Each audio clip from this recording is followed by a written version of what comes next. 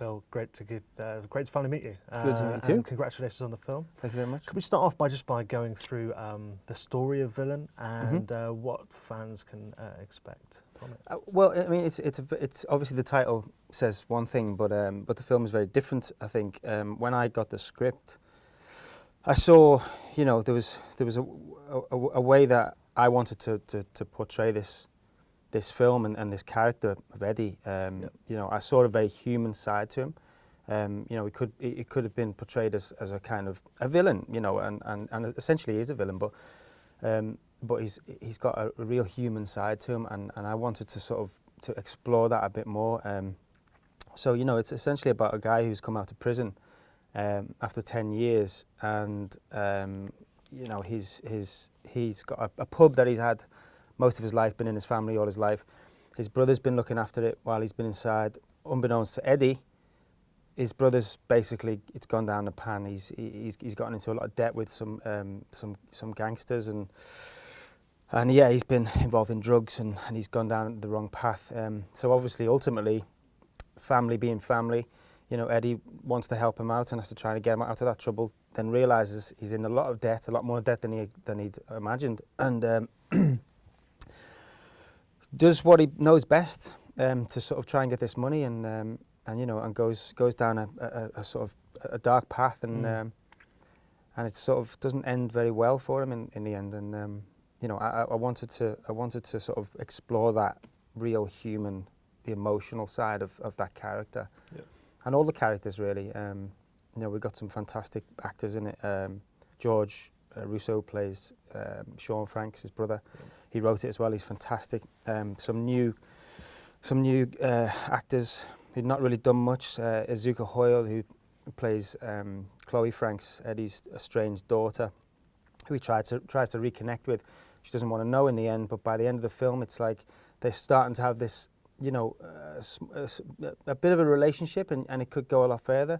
I'm not going to say any more about what how it ends, but it's a real heartwarming story, I think, and that's what I wanted to get across. Yeah.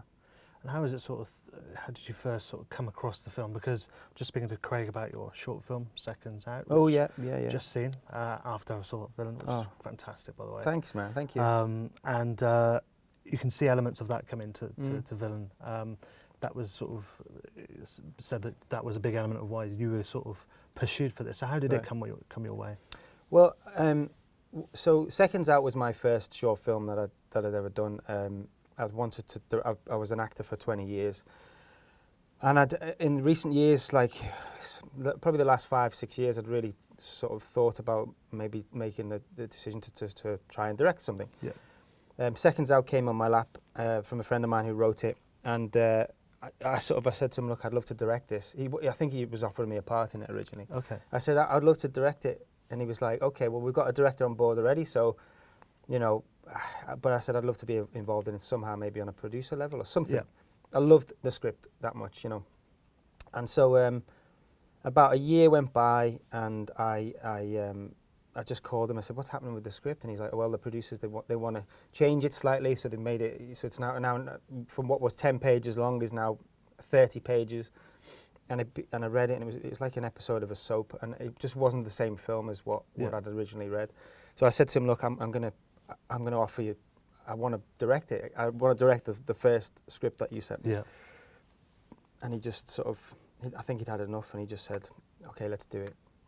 So we made the short, and then with the help of a friend, Bart Rispoli, who's a producer. He's a very, very old friend of mine. We acted together in Band of Brothers. Okay, yeah. 20 odd years ago. And he, I said to him, he watched the short, and he said, what, are you going to do any more? And I was like, well, I've got this idea for this short called Boiling Point, which is about a chef who's sort of struggling with addiction and alcoholism in the workplace. And he said, great.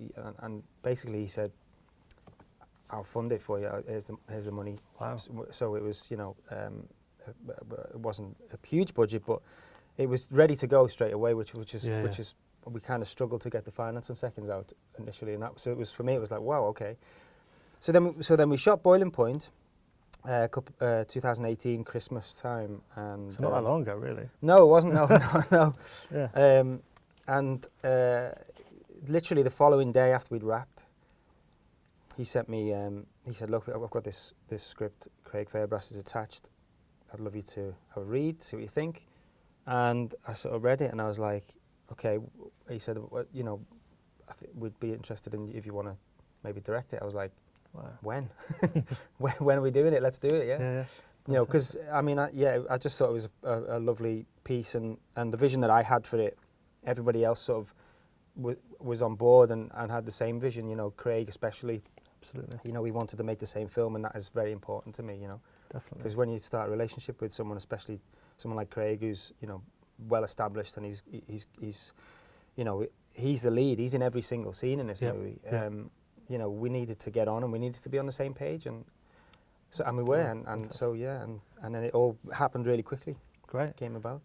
So as a filmmaker, as a first-time feature director, and obviously these short films were shot very close before. Yeah. Where do you sort of? They're all different. So a crime film, but not in the traditional sense. Yeah. You know, kitchen, a drama, and then obviously a film about mental health. Yeah. Where do you sort of draw your inspiration from for? So what film is it? What did you grow up with, I suppose, and what has an influence on your work?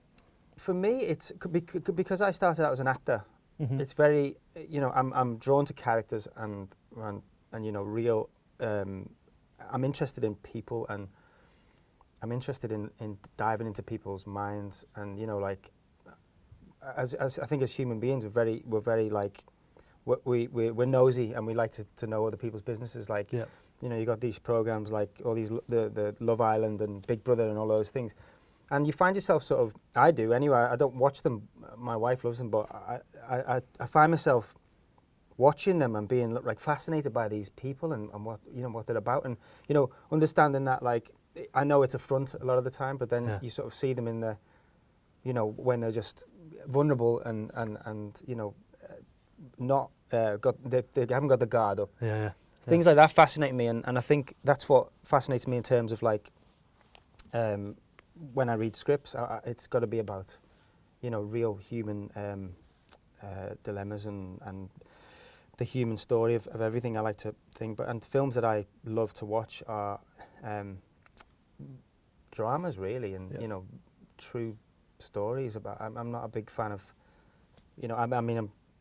I appreciate huge, like, action movies and all these sort of Marvel films. I really appreciate it, and they're amazing, but for me, I think it's about things like Moonlight, those kind of movies.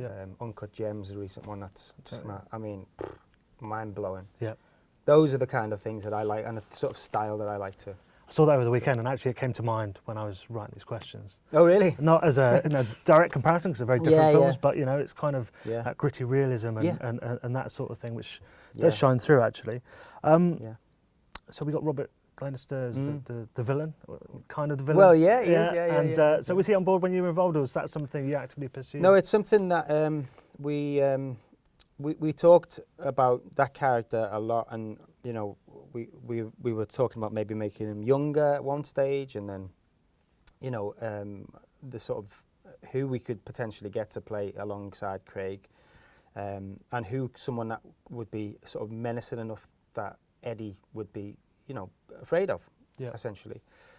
And Robert's name came up because Bart knew him personally, so it was just an email away, really. Sure. And so we emailed him, and we went down to watch his. He was doing a play in town, and we went down to watch, and then we had a chat afterwards, and he loved the script, and he was on board straight away. It was quite an easy.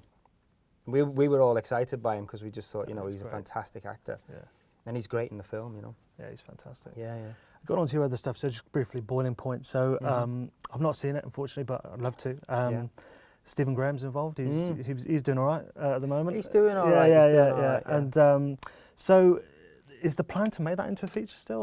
We're actually doing it. We're in development now. Well, we're in pre-production now. I've been in castings all week this week, so. Okay. So we're shooting it in March. Will it be an expansion of the original film? So the original short was all shot in one take. Okay. 20 minutes. Wow. And then for some reason I've decided I want to do the feature in one take, which Okay. is bonkers, I know, but So logistically, I mean, obviously we've got 1917, which obviously the big film that's just come out and everything. not one take though. No. So you're going to do it sort of Victoria style? Exactly. Yeah. So you're Victoria's was one of my favourite films. Again, the same phenomenal style, you know, that kind of thing. And it just fascinated me how it could be done in one take. And I know it's been done before, and it's been done like some amazing films have done it, but some also not so great. Sure. So the story, sorry, just to go back to the story, it is set in a kitchen. It's set in one evening? One evening, yeah. It's set in a kitchen, and you know the diners. So it's set in a restaurant essentially, and we go outside for a bit and back inside, and a lot of stuff happens over the course of an hour and a half. It's very, very intense. And is Stephen involved? He is involved, yeah. Okay, And we just confirmed another huge actor, which I can't talk about just yet, but maybe. Lovely. Fantastic. Maybe Well, off camera. it's been great to meet you. Congratulations with this. I wish you all the best. Thanks, man. Good to Pleasure. meet you. Brilliant. Cheers. Thank you.